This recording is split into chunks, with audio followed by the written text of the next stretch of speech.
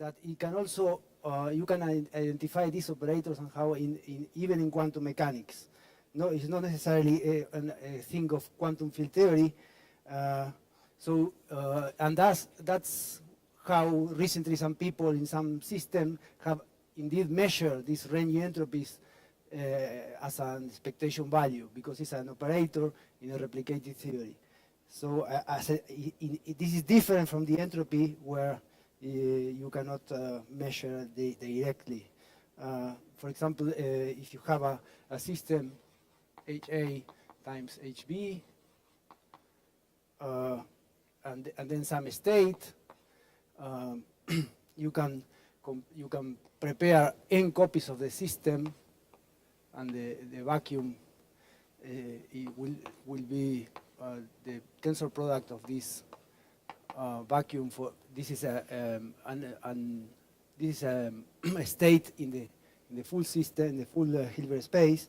So you can think you have a basis of these two Hilbert spaces.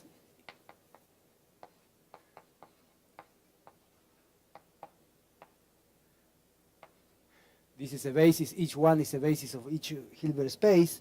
And then this operator that now lives in the replicated model, this ON, the range operator or the twisting operator in the quantum field, is just this operator that you can explicitly write sum over the elements of the basis of e to the I plus 1a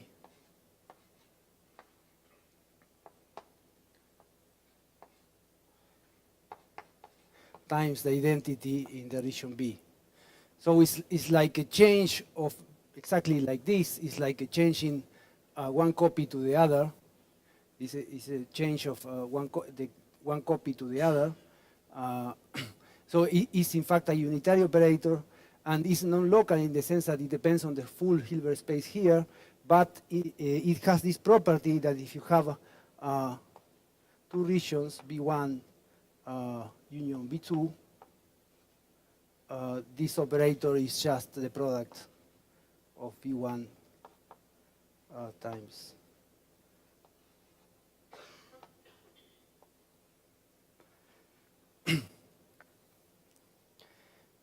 So this was a comment about this replica trick.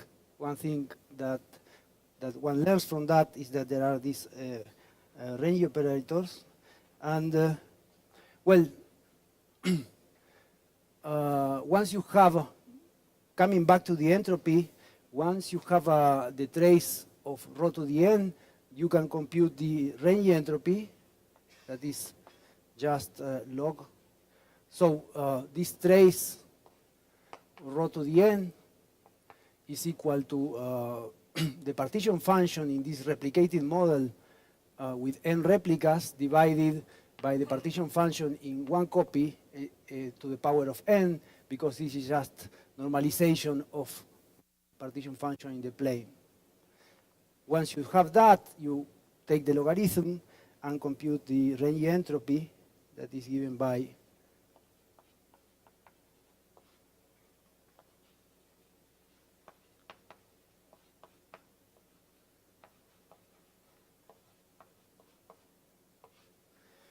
this quantity.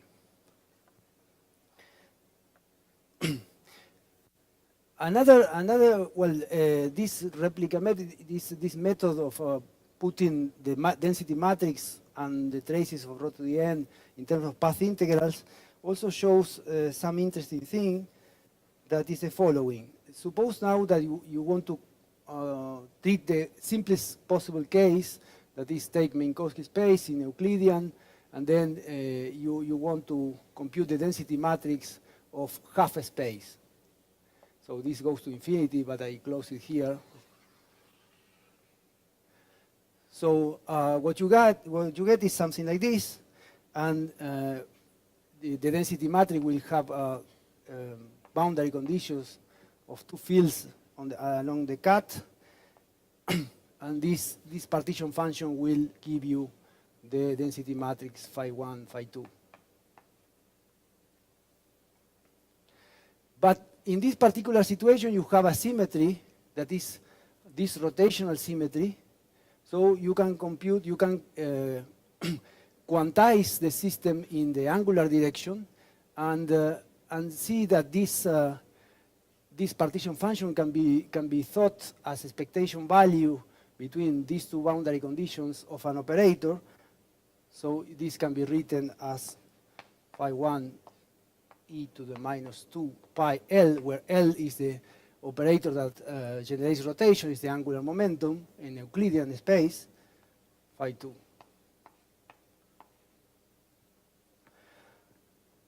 So this L is the angular momentum, so you can write it directly. It's the integral for x1 greater than 0 in terms of the x1 t0, 0, in terms of the stress tensor. So once you have that, you can see that the density matrix is just exponential of 2 pi, this operator. In Minkowski space, this operator, that is the rotation in Euclidean, is just the boost operator. So in Minkowski space, you will get the density matrix of vacuum in half space. Half space will be like is Rindler space. Is proportional. There is a constant that is undefined, minus 2 pi integral .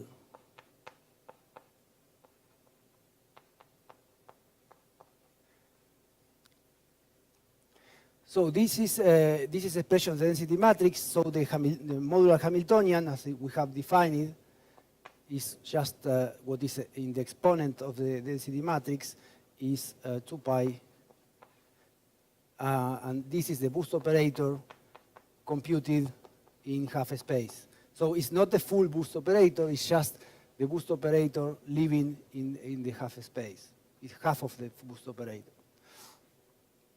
And this is very interesting because in general, for any region, arbitrary region, or for arbitrary theories, one expects that the modular Hamiltonian is the logarithm of the local density matrix. It's an operator that lives in the region, but is complicated in general, completely non-local, involving products of operators, local operators in everywhere. And here is just a local term, and it's just a stress tensor. So it has a connection between the vacuum in half space and the stress tensor. So it's like a pre-established relation between somehow statistical properties and the energy density. For relativistic theories, this holds for relativistic theories that have this boost symmetry.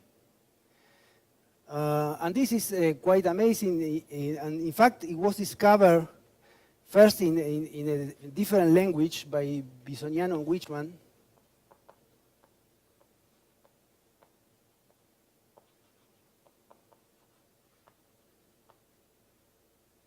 In the 75, in algebraic quantum field theory, they were studying certain properties of the algebras. And it can also be interpreted as a result by Unruh in the 76, so 1 year later. So it was a long time until people connected this idea with this one, because this one is written in a quite complicated mathematical way. But the idea of Unruh is that if you live in a Rindler space, if you live in the Rindler wedge, half of Minkowski space, and you are accelerated, so your trajectory is a constant acceleration trajectory, so you have a distance to the origin that is a to the minus 1, where a is the acceleration, then you should see a temperature equal to 1 over 2 pi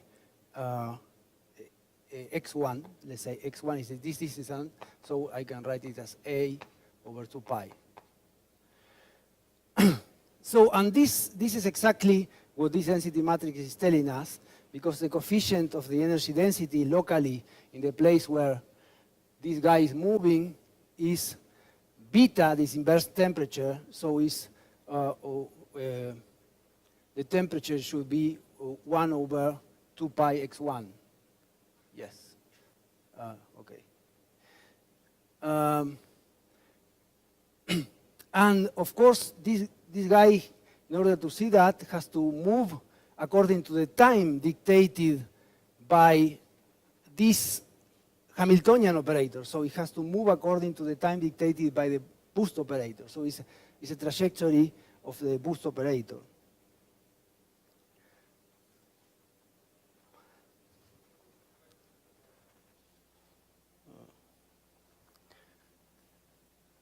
So instead of thinking that you have a density matrix and taking the logarithm and you get some modular Hamiltonian, and then this quantity can be used, you can define this. This is a unitarity. This is a unitary. It's like if this was thermal, this unitary will be time evolution. It's exponentials of time times the Hamiltonian. So, but in general, for the general density matrix, this is it's called modular flow.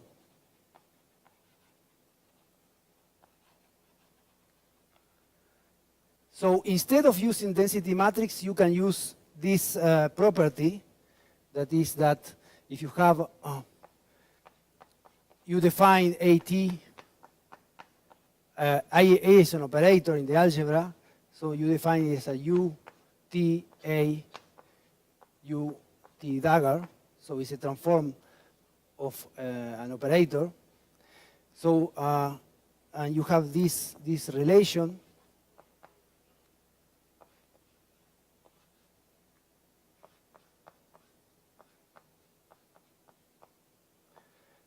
So suppose now that you have some symmetry of your algebra in such a way that you can compute a correlation between an operator that is moving in this internal time with some other operator, and this is always equal to this, where this is an analytic extension in the imaginary for imaginary parameters of this flow. And if you find these unitary, one parameter unitaries that do this job, then this is equivalent to say that the generator that produces this flow is given by the modular Hamiltonian. So what I mean is that this is if you have a thermal state, this is the KMS condition. That is the right mathematical way to say that you have a state with some property, right? Or somehow is telling you what is the density matrix. The density matrix exponentiated to imaginary time will give you this unitary flow that obeys this, right? So if you don't want to talk about density matrix, you have to talk about these unitaries. So these unitaries have the information inside of what is the density matrix, or what is the state, right? So they were using this thing because it's the right mathematical way to describe, and they found that this, for the vacuum state in the half space, this relation is obeyed if you use U as the boost operator, right? It's like telling you exactly that your density matrix is the exponential of the boost operator. Well, if I confuse you, I'm sorry.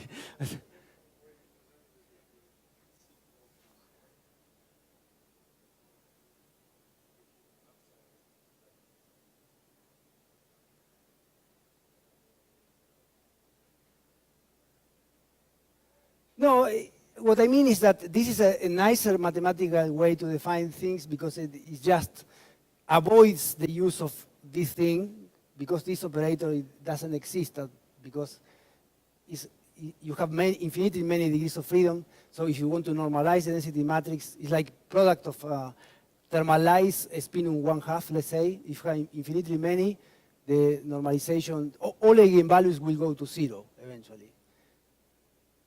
So you don't have really a density matrix, but still you can compute expectation values of operators. So there is a state in this sense, but it's not a density matrix. It's something more complicated. It's a state on a von Neumann algebra. It's something mathematically more complicated, but it's not necessary, in fact, to the fact that this is not really a density matrix is related to the fact that the entropy is divergent, all that kind of stuff. But when you compute something that is finite, it's the same to do it mathematically in a correct way or go in the wrong way or regularized way.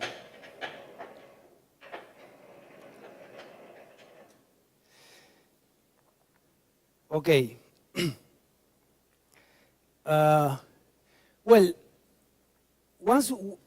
it's important that this result that the model Hamiltonian is for the half space is known. Holds for any quantum field theory, massive or massless. But if you have other symmetries, for example, conformal symmetry, you can transform this result to others. So in general, if you a conformal symmetry will be some transformation.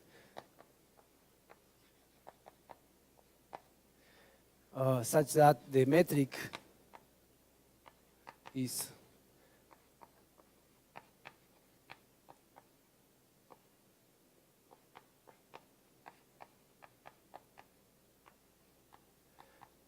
the transform metric is proportional to the original one.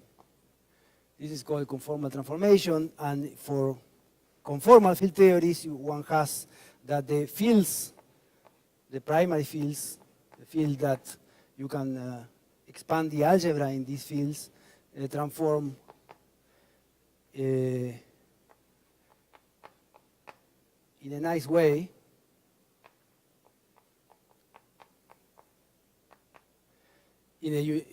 with a unitary transformation. So there is a unitary transformation that implements this symmetry. If you want to transform conformally Minkowski space to Minkowski space, well, the group of symmetry is finite and is classified, and you have dilatations, Lorentz transformation, and these special conformal transformations. And geometrically, you can see that if you want to transform half space to Minkowski space, but to other region, you can do it, but you always end up with a sphere. So the most you can do is transform half space to a sphere of different sizes, of different positions, etc., but it's always a sphere. So, but then in conformal field theories, you can use the result of the Rindler space to transform it to a sphere. And as the model Hamiltonian for the Rindler space was a symmetry generator, this symmetry transformation will map this symmetry generator to other symmetry generator and this symmetry generator, this boost operator, leaves the wedge in itself, so it must be the case that the symmetry generator of that you're looking for, it leaves a sphere in itself. So with this information, you can actually see easily what is the right generator, and it turns out that the model Hamiltonian for the sphere is 2 pi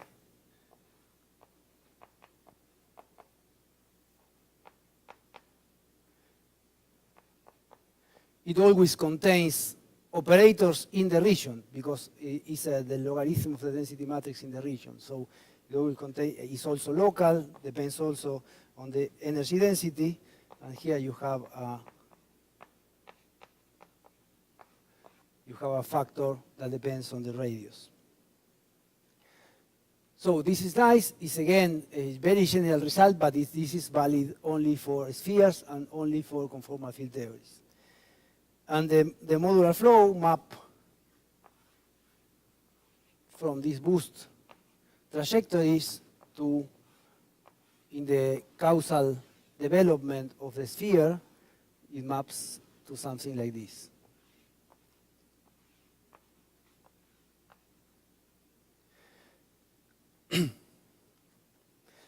Near the boundary is still linear. This, you can expand this, and this is still linear, so it looks like the Rindler space.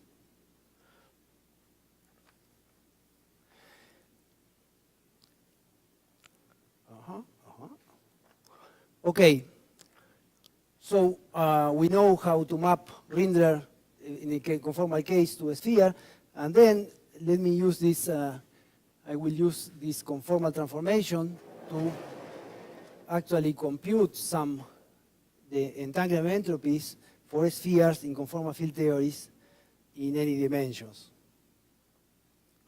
For that, we have to use other transformation that goes from Minkowski space to another space that is the Sitter space. So you start with a metric for written for flat space.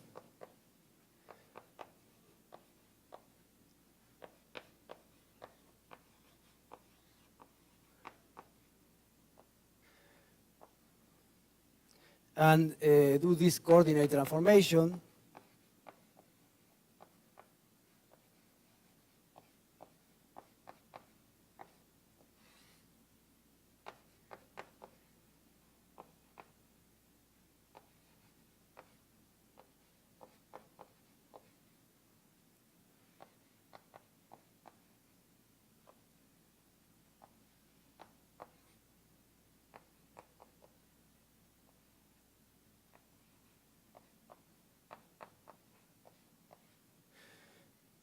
And it turns out that the metric is transformed to some factor minus cos theta square d tau square plus r square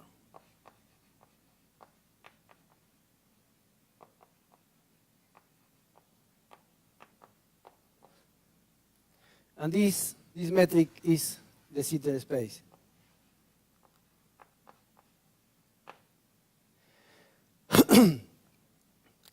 In fact, you can, this is in a way that is not easily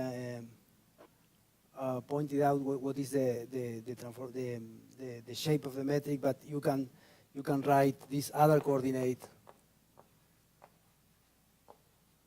You can change the coordinate again, and this give you the usual way for some people, the usual way that the Sitter space is written.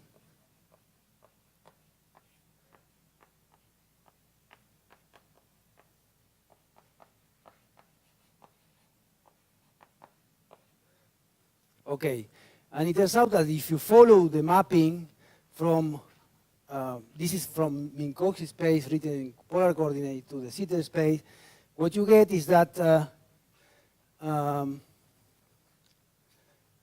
the sphere is transformed to the static patch in the Sitter space. So you have, you started from Rindler space, you go to the sphere, causal development, and then you go to the Sitter space,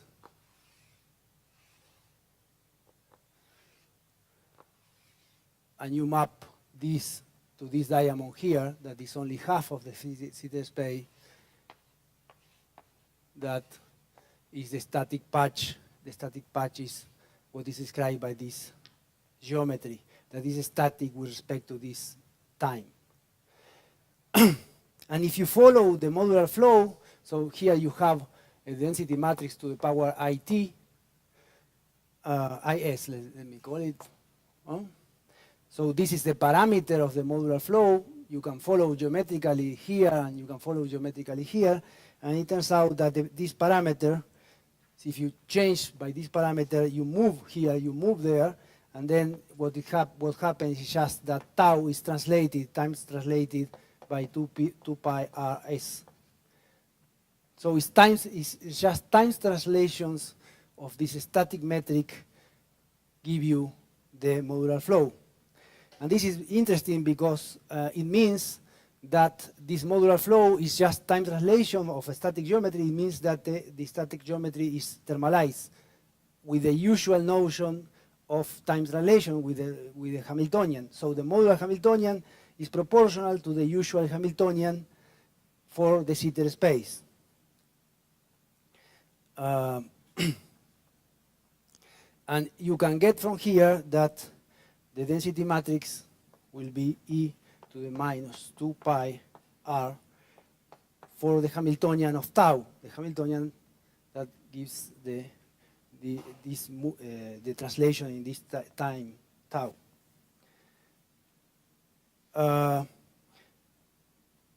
Then you can see that this is just a thermal state with a temperature equal to 1 over 2 pi r.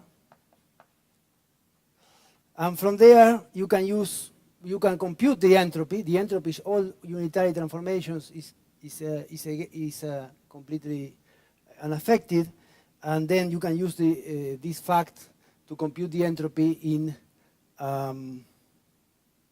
a thermodynamic way, because you have a thermal state now. So you have to compute the entropy will be beta E minus omega is equal to minus log zeta, the partition function.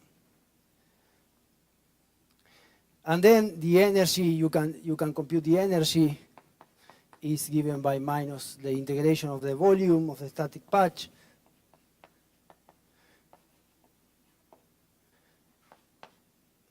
T tau tau, expectation value of the stress tensor. But there is another simplification that the stress tensor here, because it's a fully symmetric space, it has to be proportional to G mu nu. The expectation value is proportional to G mu nu. And it is proportional to G mu nu, it means that it can be extracted from the trace. Can be extracted from the trace, and the trace, you know, because this is a conformal theory, you started from 0 stress tensor expectation value, and you transform it, so what you get for the expectation value in this space that have curvature is given by the anomalies. So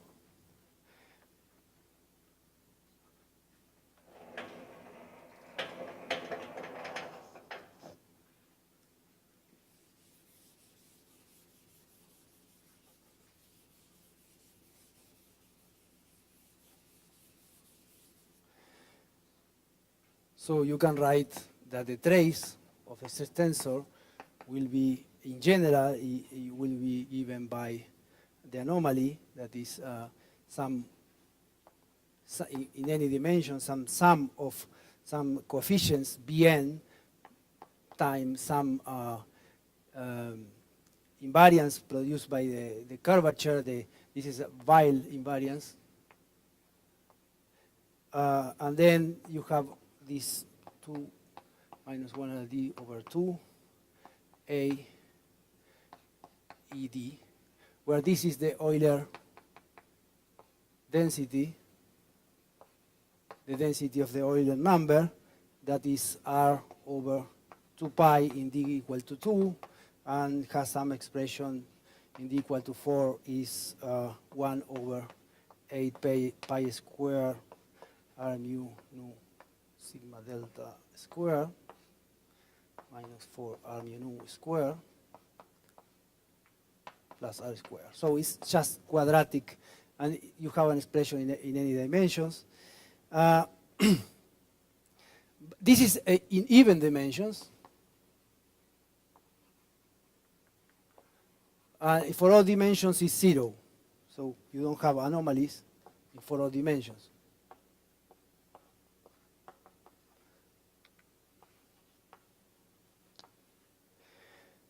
So, but that solves the problem of computing this part. You can compute, and you obtain that this part is 0 for all dimensions and is a finite number because it's a constant number, and you have a finite volume space here. So you got that this is a finite number for all dimensions. But you are aiming to compute the entropy.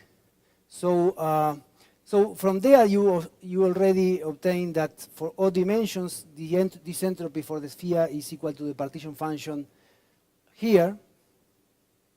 Then we need to know a bit more about the partition function, and it is a partition function of a thermal state. You can go to a Euclidean space, and in Euclidean space you can see that this metric, if you change sign here, you can see that this metric is the metric of a d-dimensional sphere, a Euclidean sphere.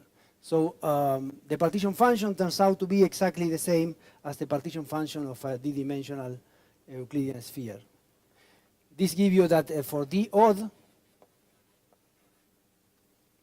the entropy is equal to log set of a d-dimensional sphere. Exactly. So, of course, this should be understood for the universal terms. All what is not universal, it can change, right? In particular, is the constant term in all dimensions for the entropy of a sphere. So this is a d minus 2 sphere in d dimensions. The constant term of the entropy in d minus 2 of this sphere is equal to the constant term of a partition function of a sphere in d-dimensional sphere. And for the even, what you have is that you have a term of the energy that is finite, but you are interested in the universal part, and the universal part should be some logarithmic divergence. And then you can extract the logarithmic divergence by computing because the energy is finite, so it doesn't matter, by computing the logarithmic divergence of the partition function of the d-dimensional Euclidean sphere. And this is not difficult to compute because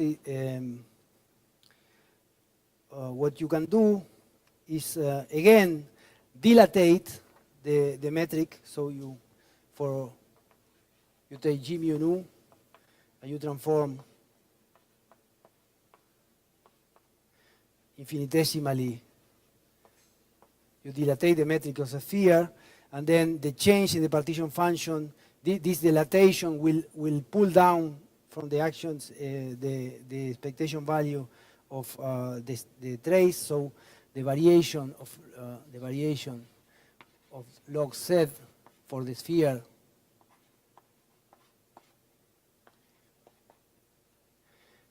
will be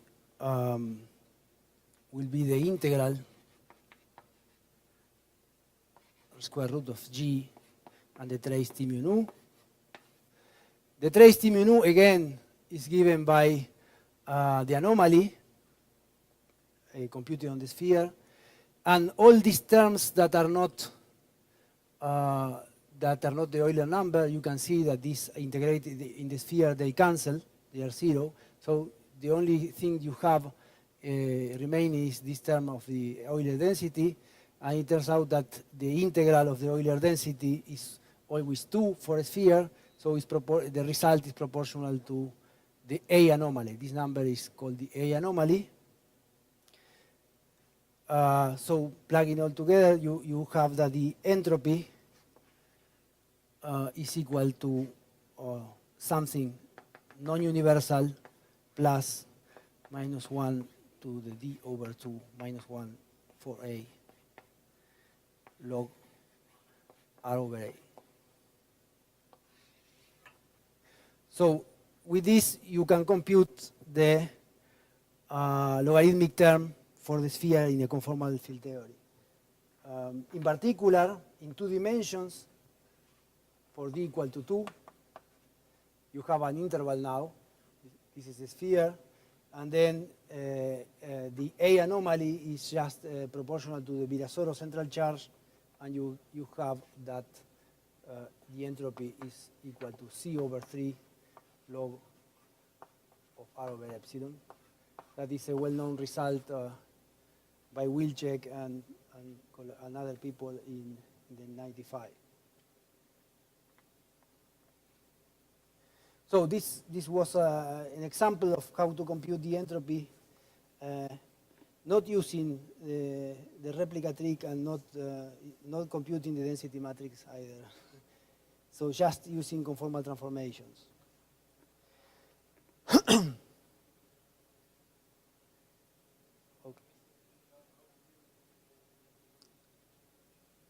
The partition function on the sphere.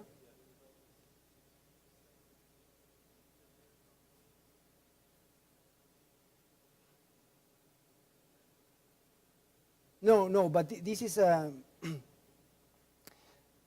this is the energy computed in the static patch, and this is a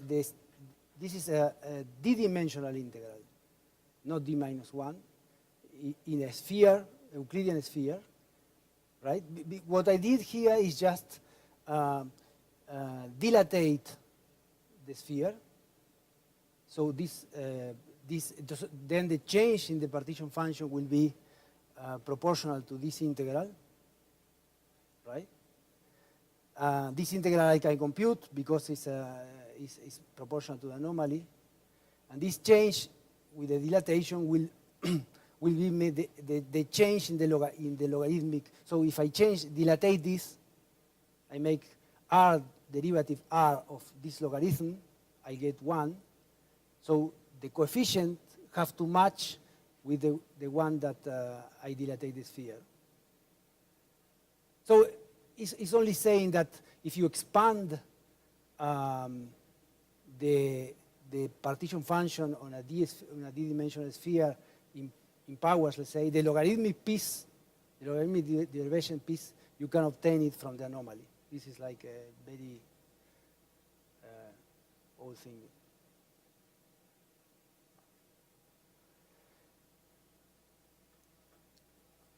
Okay. So I showed then how to compute by brute force by using the replica trick. I showed the partition function. I didn't make any computation, and this using some conformal transformations. And then there is the best tool we have, that is this holographic idea.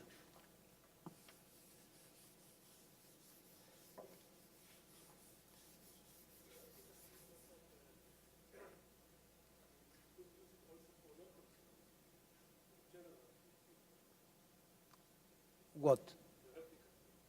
The replica trick is completely general. Then you have to compute it. It depends on where. Yeah.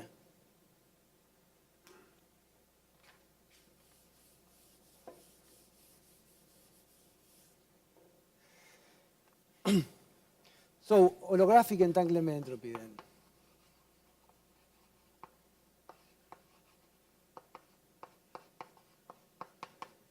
This was proposed by Ryu and Takayanagi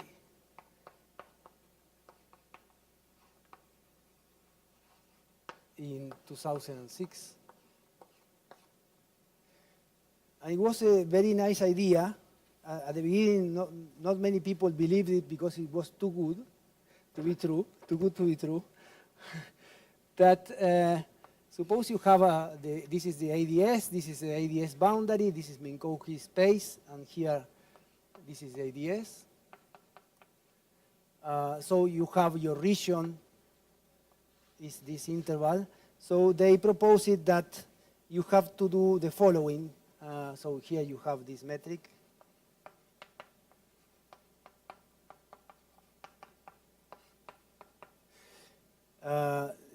you have to take any surface that goes to the bulk and has the same boundary. So this is some surface. The boundary of, no, let me call it sigma. The boundary of sigma should be equal to the boundary of the region B that you are interested in the quantum field theory. And then you have to minimize overall surfaces, the area. So, and then the entropy will be the area, the minimal area, divided by 4 G Newton in the bulk. And this idea was first very geometric, very nice, and second, if it's true, is from the practical point of view, is a normal advantage because you have translated some problem of computing infinitely many eigenvalues to some differential equation that is minimizing a surface in a curved space.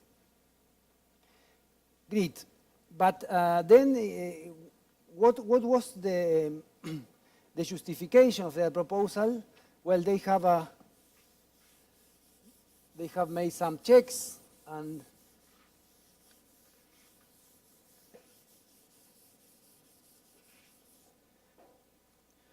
essentially one of the main ideas, this area over 4G remembers us of Beck-Hawking entropy of black holes, and in fact it comes from there because suppose now that you have a quantum field theory and you have a horizon, you have a black hole, this is a horizon, and then you compute the minimal surface. In this case, it will go like this, parallel to, for large regions, it will go parallel to the horizon. I will do like this. So the entropy will be proportional to the volume of this region. So it will have other terms, divergences there, etc., but it will have a volume term, some constant times a volume term times t times minus 1. And this will match the area over the horizon of this piece of the horizon divided by 4G. And it's exactly what you expect from the holographic dictionary, that you get this entropy for a thermal state, proportional to the entropy of the black hole. So this was good, and then you have other checks. For example, divergences. Is this entropy divergent? Yes, because this surface goes to the boundary, and the boundary is infinitely far away. So you have ultraviolet divergences due to the very large infrared space in the hyperbolic space. So, and you can compute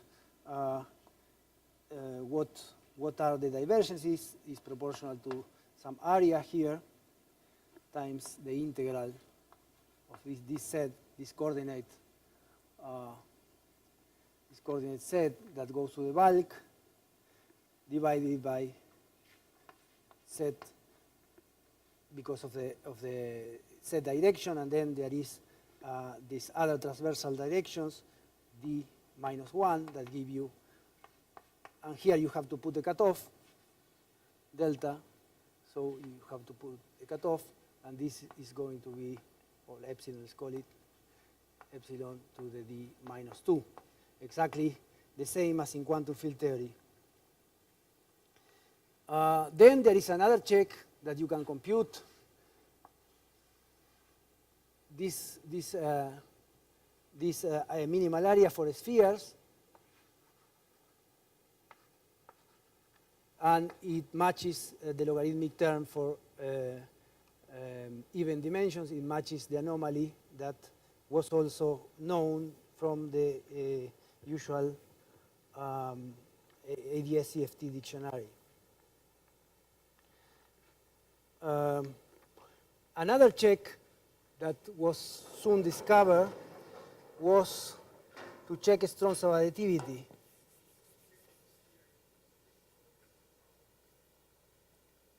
probably.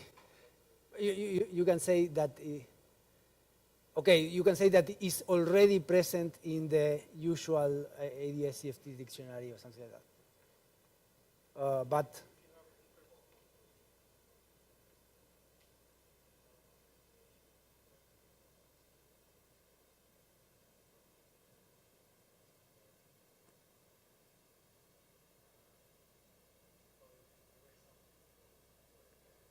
yeah, probably in the two-dimensional case, I guess, yes. Because you can map it to black hole somehow, something like that, and then it will be related to the thermal entropy. So it's not, but because it's the same type of calculation that Wilczek did, etc. So I think it's not independent in two dimensions. Higher dimension, I don't know, maybe.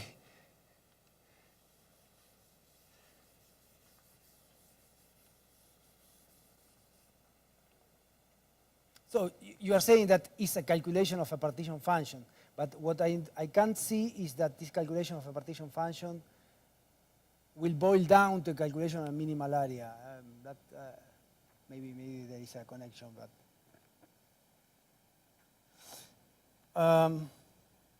well, another check is this Strong's additivity. Strong's additivity, you have now two intervals or two regions, let's say A and B. And then you draw the minimal surfaces. This is A and this is B, the surface of A and the surface of B. And then you draw also the surfaces corresponding to the union and to the intersection.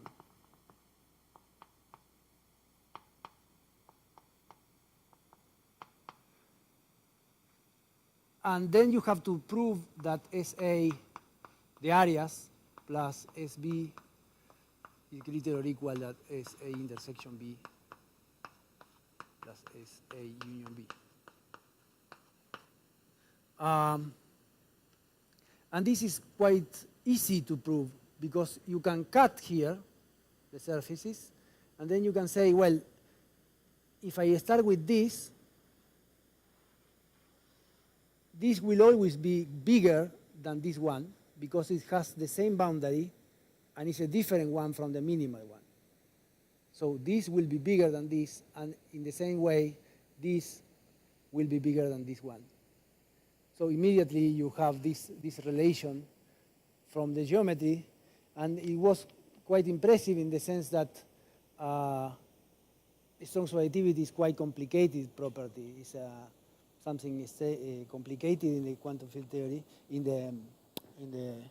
for the density matrices, and here is just a simple property. But it's not that simple when you consider regions that are not living in the same spatial plane, because in that case, for example, if you take Lorentzian strong subadditivity, you can have that these things do not cut each other, so you cannot cut here to glue in different things.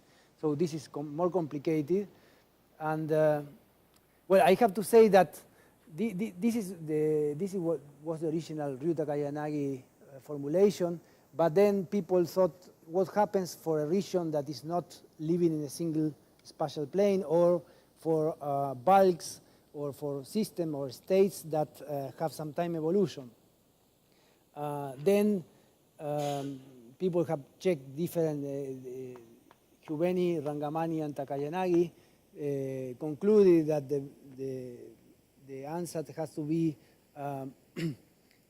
the extremal surface now. You cannot talk about minimal, you have to talk about extremal surface in the bulk. So it's similar to the other one. You have to take the one of, if you have many different solutions, you have to take the one of minimal area, and then you can compute the entangled entropy with this surface. And then you can do this, and then it doesn't match to prove the strong subadditivity, but this was solved by Aaron Wall, and he proved, in fact, that strong subjectivity in the Lorentzian case or in the time-dependent case also holds for the Hubeni-Ragamanyi-Takayanagi proposal, but you need to impose now a Narenji condition.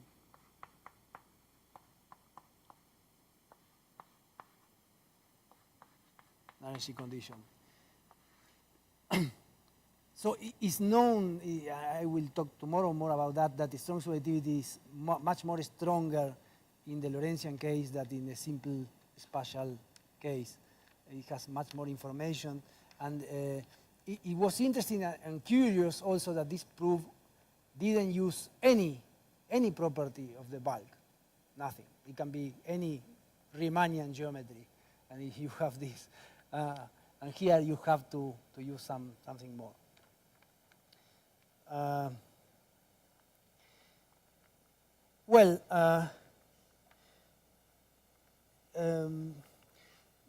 This idea, this is great also because of the following. One would, it was a long idea, an old idea to relate the black hole entropy with entanglement. It was one of the original motivations to study entanglement entropy, and this gives you exactly something similar to that. It's not exactly that. Why is not exactly that? Because it gives you something like the area of some surface and that can be even like approach the horizon, but it's entanglement not of degrees of freedom in the bulk, but it's some entanglement in the boundary, some entanglement of a quantum field theory in the boundary. So you can think, for example, in the pure black hole case, you have a black hole in ADS, and you have this Penrose diagram, and then you have two sides, and two quantum field theories that live in each side. If you trace over one of them, this is thermal. If you trace over the other, it's thermal, but the full state is pure. So what measures the area here? If you draw this thing in, this is like the ADS, and here is the horizon of the black hole. So the minimal surface, the minimal surface corresponding to the whole boundary will be the whole horizon of the black hole. This is the Ryuta-Kayanagi surface, and this is this point here. So in this case, the Ryuta-Kayanagi's prescription gives you the area of the black hole, but it's relating to entanglement between these two boundary CFTs.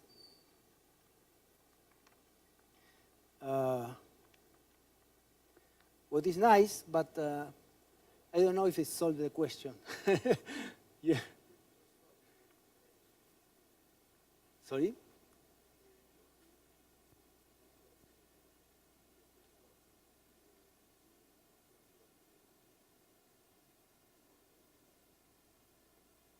In a thermodynamic way.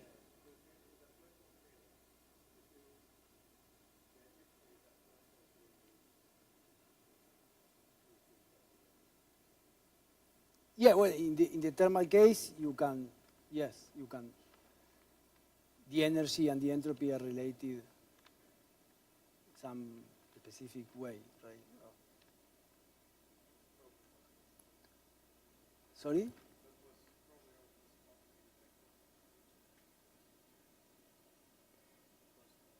Yeah, he had the temperature, and when he had the temperature and the mass, then you can compute the derivative of the entropy with respect to the energy is 1 over T. So you can compute it from there. Okay, and then there is, this is the picture of holographic entanglement. Then there are some things that look like not completely natural or not completely general from the point of view of quantum field theory.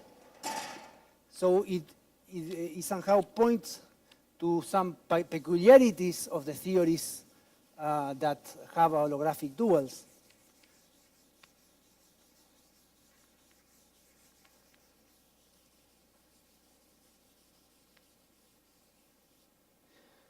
For example, there are phase and transitions.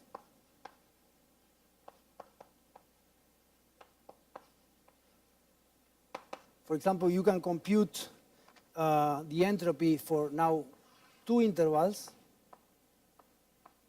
And there are like 2 solutions in general. One is that the 2 spheres, 2 circles that close there, and then there is this other solution that goes like this, and you have to take the one that has the minimal area. And if you put the intervals closer, this will gain, but for intervals that are far apart, you will have this other one. And you can compute the mutual information with that easily, and in the case where you have this solution, of course, mutual information is 0 because you subtract the entropy of A and B, and it's exactly the same as the entropy of A union B, so it's 0. So you have that the mutual information, for example, goes as a function of, let's say, this X, or the cross ratio, in fact, because it's conformal invariant. This mutual information starts diverging when these things touch each other, and then goes to some point, and from there is exactly 0 here. And one doesn't expect this for this non-analyticity for usual quantum field theories, and it has people have thought about that, and the thing is that the entropy is proportional to n squared here. It turns out that you can translate this area over 4C to something that depends on the quantum field theory. It's proportional to the number of colors, let's say, or the number of degrees of freedom of the theory in the boundary. And here, what would happen, it would be some n to the 0 behavior. So it's expected that the mutual information is different from 0. In fact, it should be proportional for large distances to something that has to do with the correlator of the lowest dimensional operator. So it has to be non-zero, but it's order 0 in n. So this kind of phase transition has to do with the fact that it's a large n limit. So the Rjutak-Heinrich prescription applies to the large n part of the entanglement entropy, and there are other parts that are not present in their formula. And another peculiarity is called monogamy.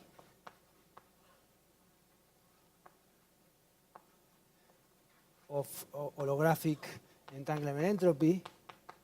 This was discovered by Hedrick, Hayden, and Maloney, and is the fact that this quantity that one can compute can be written in terms of mutual information also, but let me write it. This is now for 3 regions.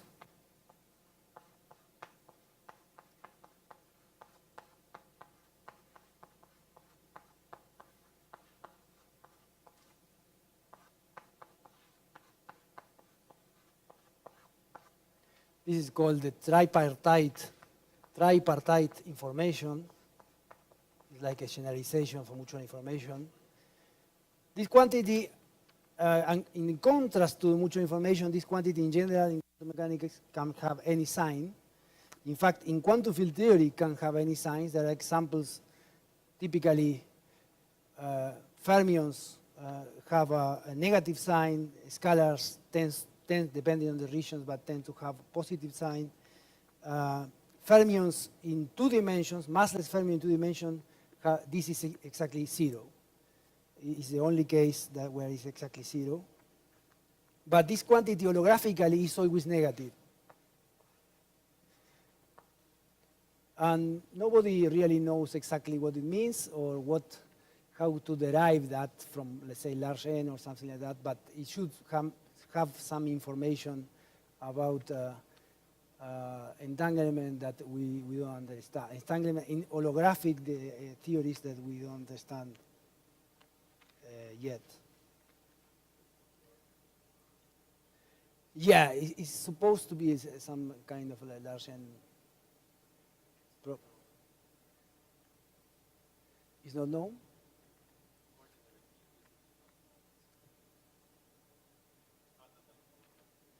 Well, no, it's known in this particular case of the free fermion in 2 dimensions, it gives you 0, and you can compute also in other cases some particular limits.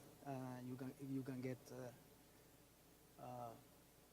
also topological entanglement entropy can be written as something like this. Is in fact the Kitaev-Skill paper. They take a plane and they cut it like this, and they have this region A, B, or let's say A, B, C. What they compute is this, and it gives you minus gamma. Minus gamma is minus the topological entanglement entropy that is negative. It is a negative I3 in this case. So we suppose that I3 negative is like more quantum, and I3 positive is more classical. That's why the scalar fields that have this like classical mode, the full scalar, can have a positive, but it's not known something more about that.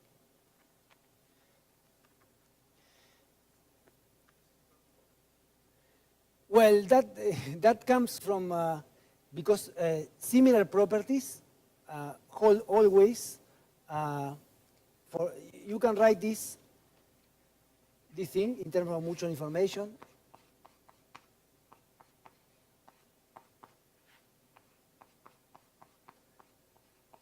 It's like non-extensivity of the mutual information.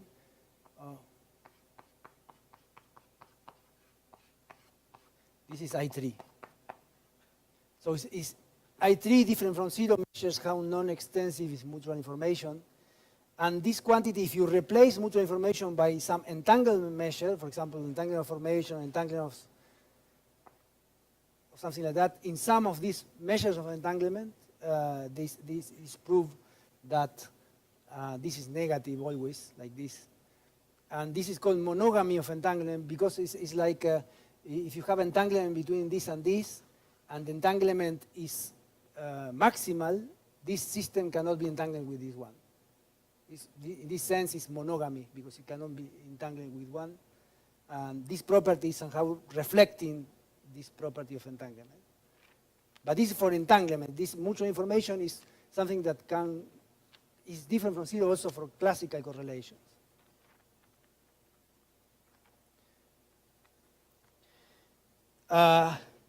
Okay, this picture, this Rutta-Kayanagi formula have given a lot of ideas to the people, and I want to comment on this idea by Marwan Random, that you have this,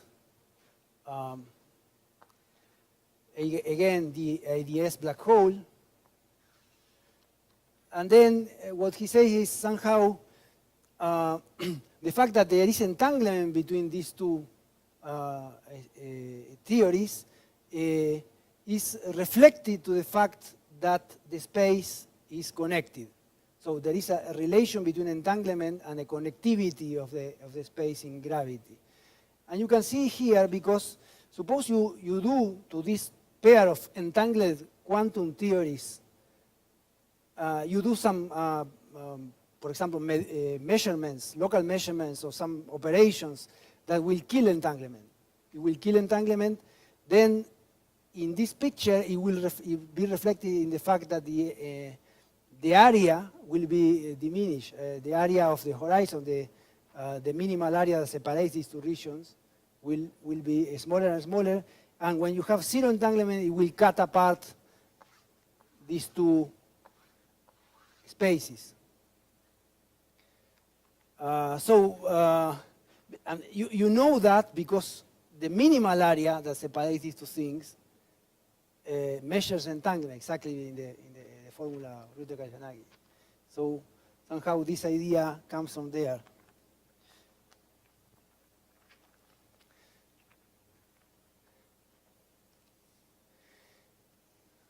So let me, what's time? So let me present like a very sketchy proof of the Ryu-Takayanagi formula. People, at first, some people suspected, some people said it's so beautiful that it cannot be wrong. And then people try to prove it. And I will be very sketchy in this. And let me first introduce some proof by Fursaev that is not correct, but it has the main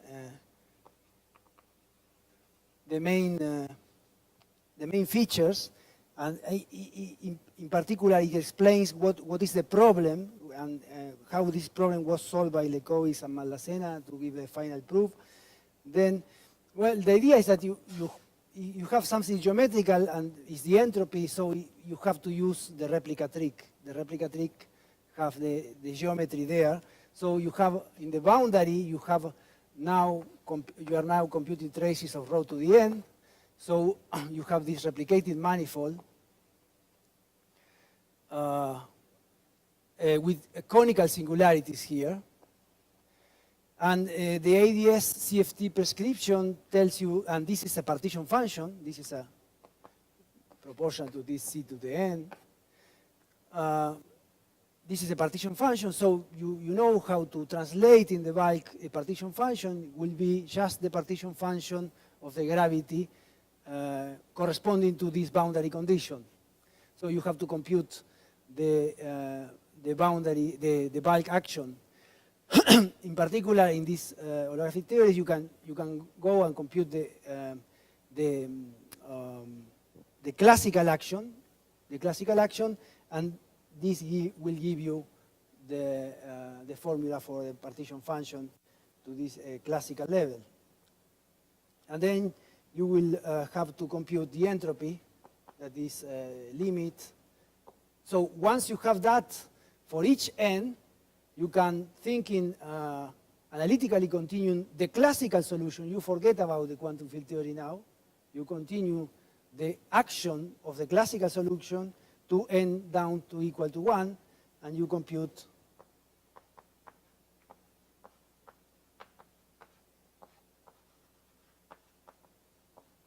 this quantity that will give you the entropy.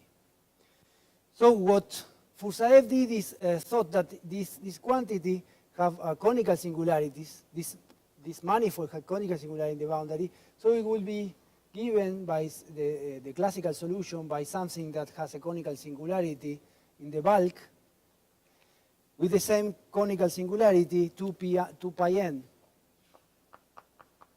And then you can think, well, then I'll go to n tending to 1, so it means that this conical singularity is very small. And there I can do perturbations in n minus 1. It means that you have a very small conical singularity, and you can compute the action and minimize it, and the action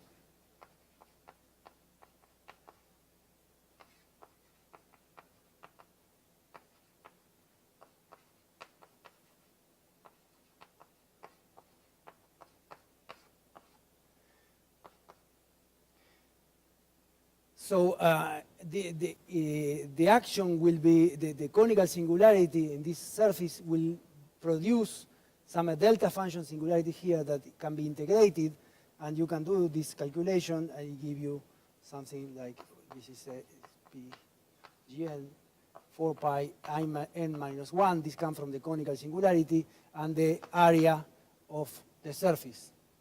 And then this has to be minimal. It means that the area has to be minimal. When you go down to n equal to 1, you compute that, you get the Ryu-Takayanagi formula. What was very great. But what is the problem? The problem was pointed out by Matt Hedrick, that when you actually compute some particular case where, because these ranging entropies, of course, holographically are very difficult to compute, because you have to compute some solution that has of Einstein equation that has this boundary condition, these conical singularities.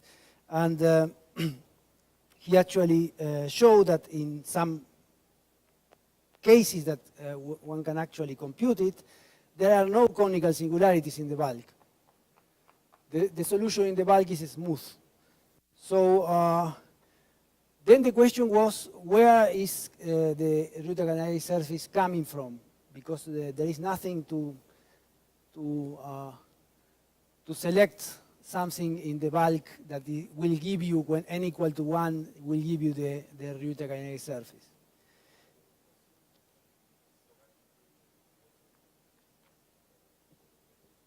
Sorry?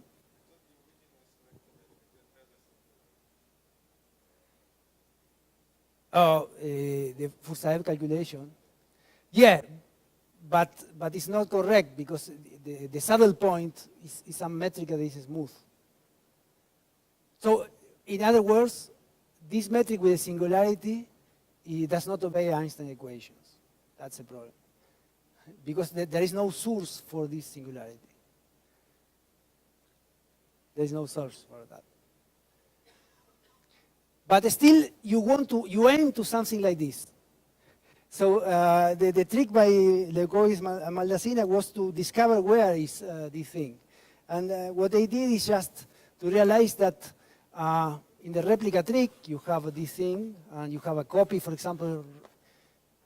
So you have a symmetry. You have a symmetry that for each point in your boundary manifold, there is another point with exactly the same expectation value of operator, etc., etc., etc.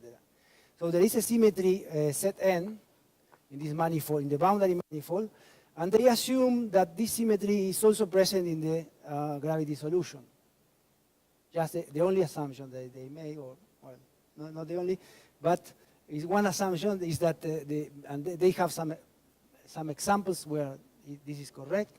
So the idea is that then you will have something, let's say, you have some, let's say, circle around these points that in the bulk is something smooth, and then you don't have conical singularities. But then you have, and then you have a log of set n. Let me call this manifold bulk, log set bulk. But then as there is this point is equivalent to this one, and equivalent to this one, and equivalent to this one, and there are other like points that are equivalent in the bulk. If you compute the classical action of this solution, it will be like counting 4 times the same thing, because it's a local thing, right? It's a local action, so you sum 4 times the same thing. So you can do the following. You can say that this is equal to n times some log of zeta of a manifold that is divided by this symmetry. So you identify all these points to some only one. So you get a geometry that here is like a smaller circle, but here it has a conical singularity because it's everywhere is. So let me say that you have something like this. So the action here, all these actions are equal, and these are like here. But here you have a conical singularity that appears at the points where that are fixed points of the symmetry set n. So the fixed points will give you a conical singularity of angle 2 pi because it was smooth, so you divide by n, it's a conical singularity 2 pi over n. And then you can just try to compute this, and this is everywhere also a solution of Einstein equations, but in the bulk you have a conical singularity with this angle, deficit angle, and it's not giving you any like delta function term there because you are just summing over the solution of a smooth pieces. So you are not adding any delta, but you have to compute the gravity solution with this boundary condition in some line. Well, then they do something similar but more complicated to what Fursaev did, that expand for n, because this solution is very complicated in general. You have to go to n similar to 1, assume that the solution is smooth in the sense of you have an analytic continuation of the solution in the gravity thing. So this is different from analytic continuation of the action of the boundary theory. It's just the saddle point analytic continuation, and you get contribution from there that exactly give you the Ryuta-Kayanagi formula. So everybody thinks now that it's proven, the formula of Ryuta-Kayanagi. So, okay. I have 10 minutes? 10, okay. So let me just 2 comments about this.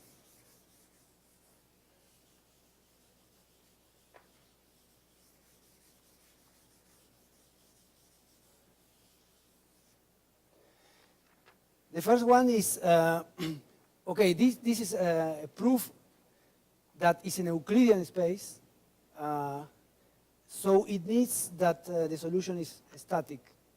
So there is no known proof of the case of time-dependent. Many people, everybody, let's say, believes in this formula, but there is no good proof as this one for a static case. There is also the thing that they go on with this idea, and they prove actually that you can also use the same picture to prove that what are the 1 over x, the order n to the 0 corrections to the entanglement entropy. And the solution is that if this is the Ryuta-Kayanagi surface, what you get for the entropy is area over 4C plus the entanglement entropy in the bulk across the surface. So it's an entanglement entropy across this surface sigma that minimizes the area. At first, you can say, well, this is interesting because this somehow suggests that what you are doing in the boundary, what you are doing in the quantum field theory, is exactly the same as what you are doing here. In the sense that you are computing just entanglement between this and the other part.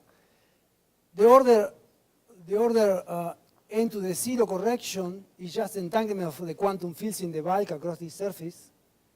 And this part is coming from, let's say, high energy modes. As the usual explanation of entanglement for the black hole area term is that somehow quantum fluctuation gets normalized by something there, and then you will say, well, this is infinite. You can have infinite things here, but this is normalized here. So it's the usual idea of that entanglement explains black hole entropy formula. We don't know exactly how, but here is like saying, well, what you are doing here is exactly what you are doing here. So it somehow tell that the algebra of operators here, you have a state and an algebra of operators, and this gives you the entropy. So somehow it's like the state in the bulk, and the algebra of operators have to be understood as the algebra of operators here. So it's like there is a mapping of operators in the boundary, in some region, to operators in the bulk, in some region that is determined by the Ryuta-Kayanagi surface. This idea that I think is not completely well understood is called bulk reconstruction.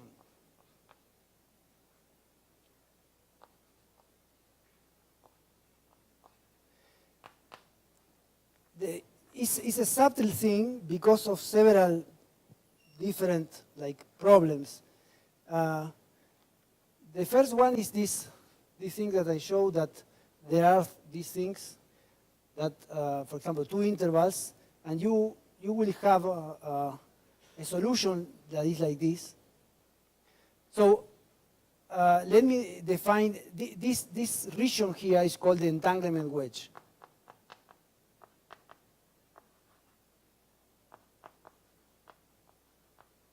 Is the wedge in the bulk that is produced by the minimal surface.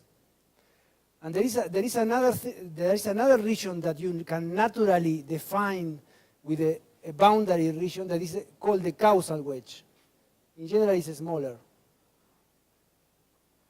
So the causal wedge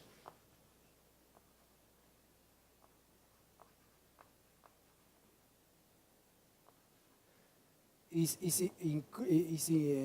included in the entanglement wedge. The causal wedge, how do you define it? You have the boundary plane, let's say, you have your interval, you have the diamond there, and then you shoot from the diamond, the causal diamond, to the boundary. So it's a causally connected region in the bulk to the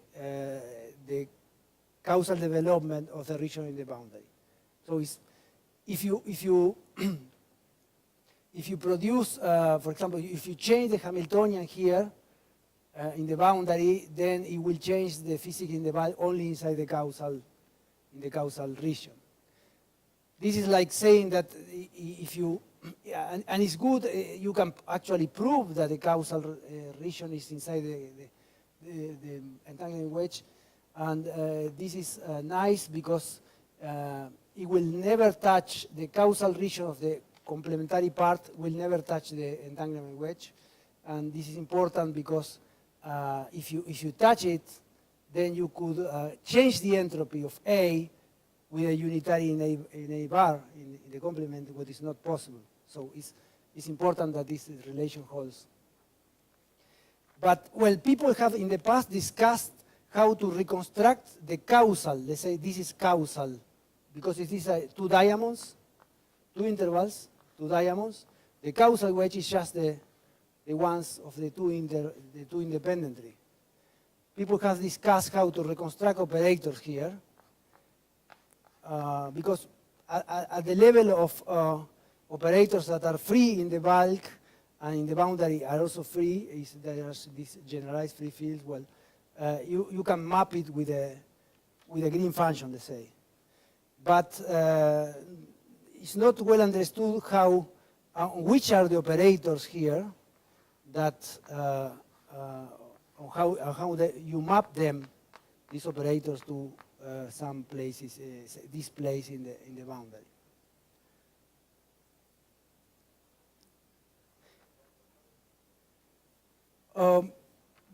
Because you don't know how to do it, because it's with the green function you can map it here, not there. So it's not.